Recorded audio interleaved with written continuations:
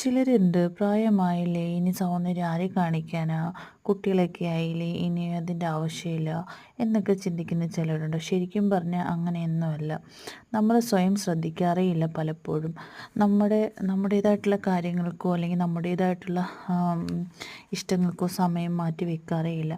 അങ്ങനെയല്ല വേണ്ടത്. നമ്മൾ കുറച്ച് സമയം നമുക്ക് വേണ്ടി മാറ്റി വെക്കണം. അത് മറ്റാർക്കും വേണ്ടിയിട്ടൊന്നുമല്ല, അത് നമുക്ക് വേണ്ടിയിട്ട് മാത്രം. നമ്മളെ സ്നേഹിക്കണം ആദ്യം. എന്നുണ്ടെങ്കിൽ മാത്രമേ മറ്റുള്ളവർ നമ്മളെ സ്നേഹിക്കത്തുള്ളൂ.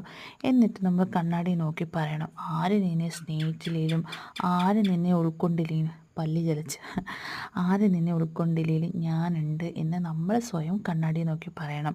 പിന്നെ ഏത് പ്രതിസന്ധി വന്നാലും ഉണ്ടല്ലോ, നമ്മളതിനെല്ലാം തരണം ചെയ്യും. മനുഷ്യനായി പിറന്നവർക്കെല്ലാം പ്രതിസന്ധി ഉണ്ടാവും.